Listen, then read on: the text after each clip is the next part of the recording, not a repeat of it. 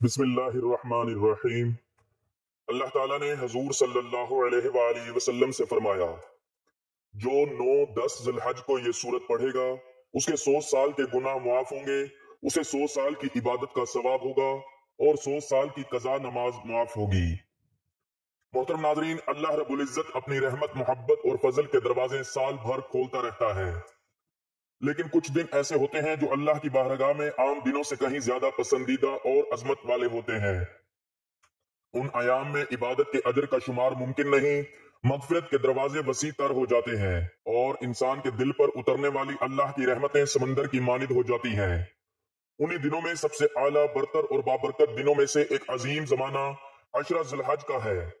ہمارا آج کا وظیفہ بھی انہی بابرکت دنوں میں ایک سورت پڑھنے کا وظیفہ ہے، جس کے بارے میں اللہ تعالیٰ نے حضور صلی اللہ علیہ وآلہ وسلم سے فرمایا کہ جو 9-10 ذی الحج کو یہ سورت پڑھے گا اس کے 100 سال کے گناہ معاف ہوں گے، اسے 100 سال کی عبادت کا ثواب ہوگا اور 100 سال کی قضا نمازیں معاف ہوں گی۔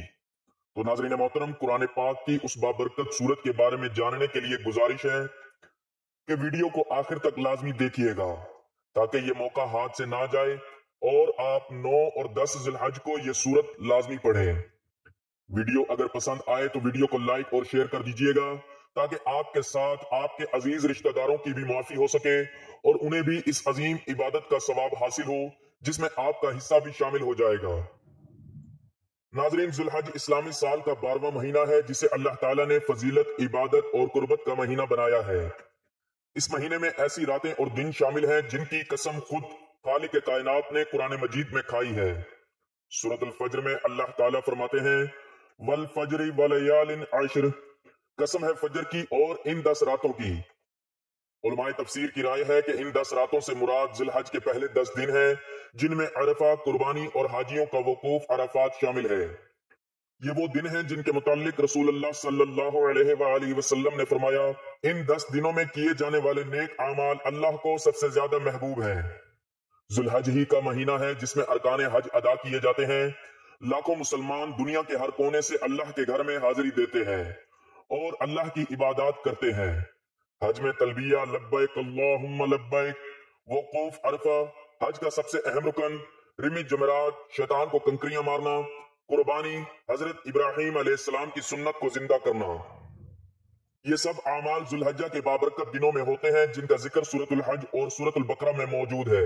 قربانی 10 ذی الحجہ سے 12 ذی الحج تک کی جاتی ہے جو حضرت ابراہیم علیہ السلام کی سنت ہے۔ رسول اللہ صلی اللہ علیہ وآلہ وسلم نے فرمایا، قربانی کے دن ابن آدم کا سب سے محبوب عمل اللہ کے نزدیک خون بہانا ہے۔ یہ حدیث اس عشرے کی عظمت پر ایک واضح دلیل ہے۔ ذی الحج کے ان دنوں میں کیے گئے معمولی نیک اعمال بھی بڑے اجر و ثواب کا باعث بنتے ہیں۔ قربانی قیامت کے دن اپنے سینگ، بال اور کھروں کے ساتھ آئے گی اور خون زمین پر گرنے سے پہلے اللہ کے ہاں قبول ہو جاتا ہے۔ اللہ تعالیٰ نے قرآن مجید میں بے شمار مقامات پر اپنی رحمت کا ذکر کیا ہے۔ اس کی رحمت، اس کا کرم، اس کی بخشش اور اس کا فضل کسی قید کا محتاج نہیں، لیکن کچھ مواقع ایسے ضرور ہیں جن میں یہ برکات کئی گنا بڑھ جاتی ہے۔ ذی الحج کے پہلے عشرے، خاص طور پر 9 اور 10 ذی الحج کے دن، وہ سنہری مواقع ہیں جن میں چھوٹے بڑے، صغیرہ کبیرہ، بھولے بھٹکے، جان بوجھ کر یا انجانے میں کیے گئے گناہ سب معاف ہو سکتے ہیں۔ بس شرط یہ ہے کہ بندہ صدقے دل سے اللہ کے در پر رجوع کرے۔ یہ وہ ایام ہیں جن میں نیکی کا بدلہ صرف نیکی نہیں بلکہ 100 سال کی عبادت، 100 سال کے گناہوں کی معافی اور 100 سال کی قضا نمازوں کا کفارہ بن جاتا ہے۔ ذی الحج کی 9ویں تاریخ یوم عرفہ عظمتوں، مغفرتوں اور قبولیت دعا کا دن ہے۔ یہ وہ دن ہے جب اللہ تعالیٰ فرشتوں کے سامنے فخر سے اپنے بندوں کی مغفرت کا اعلان فرماتا ہے۔ حدیث میں آتا ہے، یوم عرفہ کو اللہ تعالیٰ اپنے بندوں کے اتنے قریب ہوتا ہے جتنا کسی اور دن میں نہیں ہوتا۔ نبی کریم صلی اللہ علیہ وآلہ وسلم نے فرمایا، یوم عرفہ کا روزہ گزشتہ 1 سال اور آئندہ 1 سال کے گناہوں کا کفارہ ہے۔ 9 ذی الحج کا دن یعنی یوم عرفہ دعا کی قبولیت کا سب سے عظیم دن ہے۔ خیر الدعا دعا یوم عرفہ، سب سے بہترین دعا یوم عرفہ کی دعا ہے۔ علماء فرماتے ہیں کہ ان دنوں میں مانگی گئی دعاؤں کو رد نہیں کیا جاتا۔ عرفہ کا دن تو وہ دن ہے جس میں اللہ اپنے بندوں کے قریب آ کر فخر فرماتا ہے۔ یہ دن ہر اس مسلمان کے لیے رب کے انعامات اور مغفرت سمیٹنے کا دن ہے جو سچے دل سے توبہ کرے، ذکر الہی کرے، قرآن کی تلاوت کرے اور اپنے رب کے حضور جھک جائے۔ یوم نہر یعنی 10 ذی الحج کو عید الاضحیٰ منائی جاتی ہے۔ یہ دن بھی اسلام کے عظیم ترین دنوں میں سے ایک ہے۔ نبی کریم صلی اللہ علیہ وآلہ وسلم نے فرمایا اللہ تعالیٰ کے نزدیک سب سے عظیم دن یوم نہر ہے، پھر یوم القر 10 ذی الحج جو کہ عید الاضحیٰ کا دن ہے اللہ تعالیٰ کے قرب حاصل کرنے کا سب سے بہترین موقع ہے۔ یہ وہ دن ہے جس میں حضرت ابراہیم علیہ السلام کی قربانی کی سنت زندہ کی جاتی ہے اور بندہ اپنے مال، جان اور اولاد کو اللہ کی راہ میں پیش کرنے کا جذبہ تازہ کرتا ہے۔ حدیث میں آتا ہے اللہ کے نزدیک ان دنوں میں قربانی سے زیادہ محبوب عمل کوئی نہیں۔ یہ دن صرف ظاہری خوشی کا نہیں بلکہ دل کی گہرائیوں سے اللہ پاک کے سامنے جھکنے، اس کی رضا حاصل کرنے اور گناہوں سے پاک ہونے کا دن ہے۔ قربانی کا عمل حضرت ابراہیم علیہ السلام کی سنت کی پیروی ہے جو انہوں نے اللہ کے حکم پر اپنے بیٹے اسماعیل علیہ السلام کو قربان کرنے کے لیے پیش کیا۔ قربانی اللہ کے قرب کا ذریعہ ہے۔ اللہ کو جانور کا گوشت یا خون نہیں پہنچتا بلکہ تمہارا تقوی پہنچتا ہے۔ یوم عرفہ اور یوم نہر وہ دن ہے جب بندہ سچے دل سے توبہ کرے، استغفار کرے، ذکر کرے، قرآن پڑھے تو اللہ تعالیٰ اس کے 100 سال کے گناہوں کو معاف فرما سکتا ہے۔ محترم ناظرین، حضرت ابن عباس رضی اللہ تعالیٰ عنہ فرماتے ہیں جب اللہ رب العزت نے حضرت یحییٰ بن زکریا علیہ السلام کو بنی اسرائیل کی طرف مبعوث فرمایا تو بنی اسرائیل کے لیے انہی 5 باتوں کا حکم کرنے کی تاکید فرمائی اور فرمایا کہ ان کی ہر بات کی مثال بھی سمجھائیں۔ آپ نے انہیں ارشاد فرمایا، نمبر 1، صرف اللہ تعالیٰ کی عبادت کرو، کسی کو اس کے ساتھ شریک مت بناؤ، اور اس کی مثال بیان فرمائی کہ شرک کی مثال یوں سمجھو جیسے کسی نے اپنے ذاتی مال سے ایک غلام خریدا اور اپنی باندی سے اس کا نکاح کر کے رہنے کے لیے ایک گھر بھی دیا اور تجارت کرنے کو مال دیا کہ منافع کما کر جو کچھ اپنی ضروریات سے بچ جائے وہ مالک کو ادا کرتا رہے۔ ادھر غلام نے یہ کیا کہ منافع میں سے ضروریات کے بعد جو کچھ بچا تھوڑا سا مالک کو دے کر باقی اس کے دشمن کو دیتا تھا۔ اب تم ہی بتاؤ کہ ایسے غلام کو کون اچھا کہے گا؟ دوسرا، آپ نے ان کو نماز کا حکم دیا اور اس کی مثال یہ دی جیسے کہ کوئی شخص کسی بادشاہ کی ملاقات کے لیے اجازت حاصل کرے لیکن شرف یابی حاصل ہونے پر جب بادشاہ اس کی طرف متوجہ ہو کہ اس کی حاجت کو معلوم کرے اور اس کو پورا کرے تو یہ خود کمال غفلت سے دائیں بائیں جھانکنا شروع کر دے، جس پر بادشاہ بھی منہ موڑ کر اس کی طرف سے بے نیاز ہو کر بیٹھتا ہے۔ نمبر 3، پھر آپ نے ان کو روزے کا حکم فرمایا اور ساتھ ہی یہ مثال سمجھائی کہ روزہ دار کی مثال اس شخص کسی ہے جو ہتھیار لگا کر ڈھال تھام کر لڑائی کے لیے نکلتا ہے، جس کے بعد نہ تو دشمن اس تک پہنچ سکتا ہے اور نہ ہی اس کا کوئی ہتھیار اس پر کارگر ہو سکتا ہے۔ نمبر 4، آپ نے ان کو صدقے کا حکم دیا اور یہ مثال بیان فرمائی کہ جیسے کسی شخص کو دشمن قید کر لے اور یہ ایک خاص رقم کے عوض اس سے سودا کر کے پھر تھوڑا جو کچھ بھی کماتا ہے اسے ادا کرتا ہے حتیٰ کہ اپنے آپ کو آزاد کروا لے۔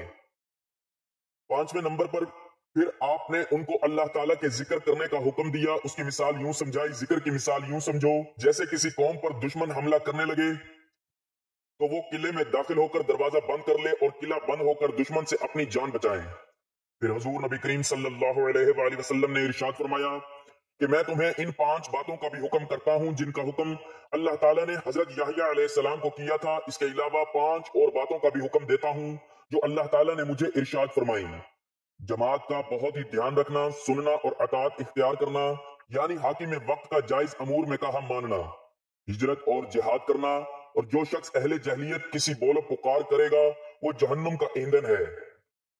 ناظرین، نبی کریم صلی اللہ علیہ وآلہ وسلم سے منسوب ایک عظیم بشارت ہے کہ اگر کوئی بندہ سورۃ الزلزال 9 یا 10 ذی الحج کو ایمان، اخلاص اور عاجزی کے ساتھ پڑھے تو اس کے لیے 100 سال کی عبادت کا ثواب، 100 سال کے گناہوں کی معافی اور 100 سال کی قضا نمازوں کا بوجھ معاف کر دیا جاتا ہے۔ سورۃ الزلزال چھوٹی مگر معنی خیز سورت ہے جس میں قیامت، اعمال اور عدل الہی کا بیان ہے۔ اس سورت کو پڑھنے سے بندے کے دل میں احتساب کا جذبہ پیدا ہوتا ہے، وہ اللہ کے حضور جھکتا ہے اور اپنے اعمال کی اصلاح کرتا ہے، کیونکہ ذی الحج کے یہ دن محض دن نہیں، یہ رب کی طرف سے خاص موقع ہے۔ اگر بندہ مومن چاہے تو اپنے گناہوں سے پاک ہو سکتا ہے، اگر وہ چاہے تو ایسی عبادت کا ثواب کما سکتا ہے جو عام دنوں میں 100 سال لگا کر بھی مشکل ہو، اور اگر وہ چاہے تو اپنی قضا نمازوں، غفلت، سستی اور خطاؤں کا بوجھ اللہ کی رحمت سے اٹھوا سکتا ہے، لیکن شرط ہے کہ توبہ، اخلاص، نیت، ذکر، قرآن اور دعا کے ساتھ ان دنوں کو گزارے۔ ناظرین، اس صورت کا نزول اس وقت ہوا جب مکے میں بنو مخزوم کے کچھ سردار نبی کریم صلی اللہ علیہ وآلہ وسلم سے دلائل قیامت سن کر انکار کر رہے تھے تو یہ صورت نازل ہوئی۔ اللہ تعالیٰ نے زمین کو گواہ بنا کر واضح کر دیا کہ آخرت کا انکار پاگل پن ہے۔ اتنا ہی نہیں، زمین خود ان اعمال کی چشم دید گواہ ہے جو اس پر سرزد ہوئے۔ گویا یہ سورت مشرکین مکہ کے انکار کی نفی کے ساتھ مسلمانوں کے دل میں خوف آخرت بڑھانے کے لیے اتری۔ سورت اذا زلزلت مکی صورتوں میں شمار ہوتی ہے۔ چھوٹی چھوٹی 8 آیات پر مشتمل یہ سورت قیامت کا ایسا ہولناک منظر کھینچتی ہے کہ سننے والے کے دل میں خشیت الہی جاگزی ہو جاتی ہے۔ اس کا بنیادی موضوع انسان کو اپنے اعمال کے حساب کی طرف متوجہ کرنا اور یہ بتانا ہے کہ ذرہ برابر خیر یا شر بھی رب العالمین کی نظر سے اوجل نہیں۔ حضور صلی اللہ علیہ وآلہ وسلم نے فرمایا، جس نے سورۃ الزلزال پڑھی گویا اس نے آدھا قرآن پڑھ لیا۔ یہی وجہ ہے کہ صحابہ کرام رضی اللہ تعالیٰ عنہم چھوٹی سی یہ سورت سن کر لرز جایا کرتے اور بار بار اپنا محاسبہ کرتے تھے۔ نمبر 1، اذا زلزلت الارض زلزالہا، جب زمین اپنی پوری شدت کے ساتھ ہلا دی جائے گی۔ نمبر 2، واخرجت الارض اثقالہا، اور زمین اپنے سارے بوجھ اگل دے گی۔ نمبر 3، وقال الانسان ما لہا، اور انسان گھبرا کر کہے گا اسے کیا ہو گیا ہے۔ نمبر 4، یومئذ تحدث اخبارہا، اس دن وہ زمین اپنی خبریں بیان کرے گی۔ نمبر 5، بأن ربک اوحی لہا، کیونکہ تیرے رب نے اسے وحی کی ہوگی، حکم دیا ہوگا۔ نمبر 6، یومئذ یصدر الناس اشتاتا لیروا اعمالہم، اس دن لوگ مختلف گروہوں کی شکل میں نکل کھڑے ہوں گے تاکہ انہیں ان کے اعمال دکھائے جائیں۔ نمبر 7، فمن یعمل مثقال ذرۃ خیرا یرہ، بس جس نے ذرہ برابر بھی بھلائی کی ہوگی وہ اسے دیکھ لے گا۔ نمبر 8، ومن یعمل مثقال ذرۃ شرا یرہ، اور جس نے ذرہ برابر برائی کی ہوگی وہ اسے دیکھ لے گا۔ آیت 1-2 قیامت کا پہلا جھٹکا۔ زلزال کا لفظ شدت ارتعاش پر دلالت کرتا ہے۔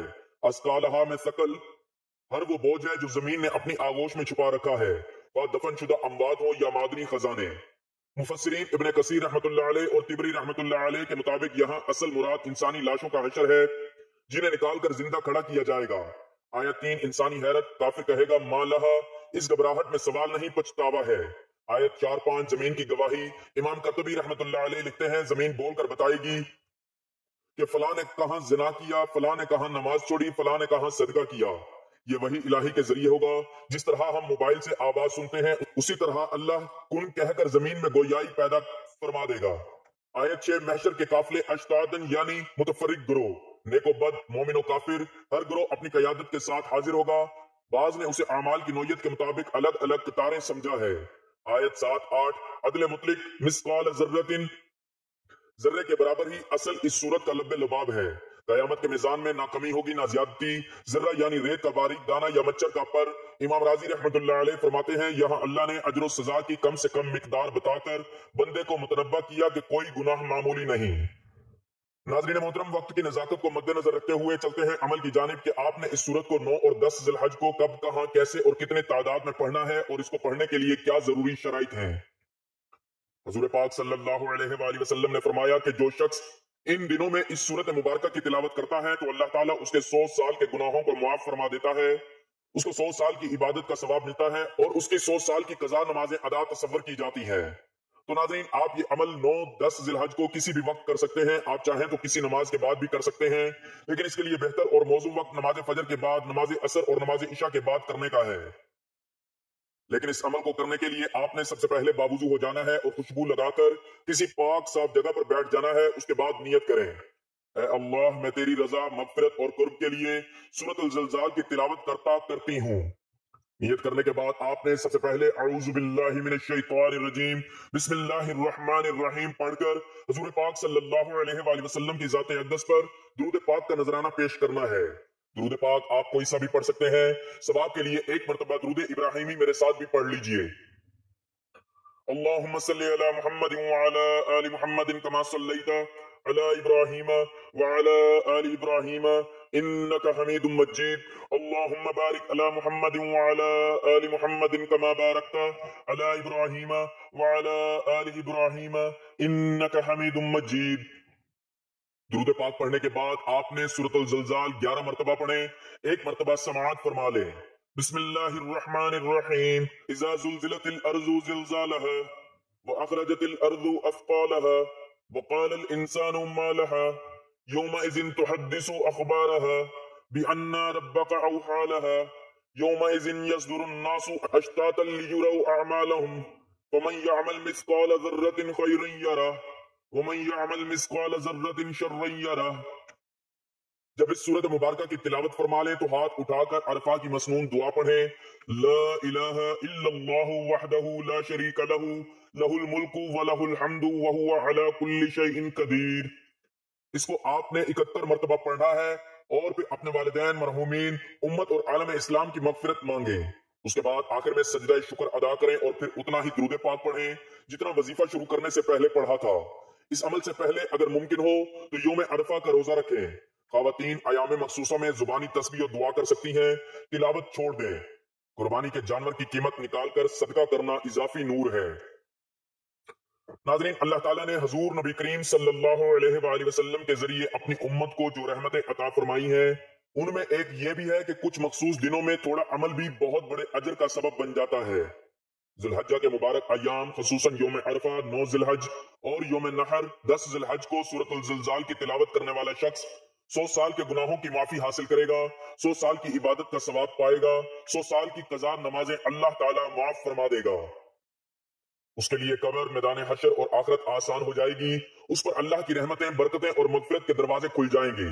ये सब कुछ महज चंद मिनटों की सच्ची नियत और तवज्जो से मुमकिन है, बशर्त यह कि यकीन, खुशू और आजिजी के साथ ये अमल किया जाए। जो बंदा अरफा या ईद उल अजहा के दिन सूरतुल ज़िलज़ाल खुशू के साथ 7 या 11 मरतबा पढ़े, फिर अपने लिए और उम्मत के लिए मगफिरत मांगे, अल्लाह उसके 100 साल के सगीरा गुनाह, 100 साल की कज़ाएं और 100 साल की गैर हाजिरी इबादत माफ फरमा देता है। इसलिए मेरे मोहतरम नाजरीन, आप खुद भी इसको पढ़ें, अपने घर वालों, अपने रिश्तेदारों को भी इसके बारे में आगाह करें, वीडियो को उनके साथ शेयर करें ताकि जितने लोग इसको पढ़ें हम सब के लिए ये सदका जारिया बन जाए और इसका अजर हमें भी मिलता रहे। अल्लाह ताला हमें दीन की बात सुनने, समझने और उस पर अमल करने की तौफीक अता फरमाए। अल्लाह ताला तमाम बहन भाइयों की जायज हाजात को पूरा फरमाए। अल्लाह ताला मेरा सुनाना और आपका सुनना अपनी बारगाह में कबूल मंजूर फरमाए, आमीन।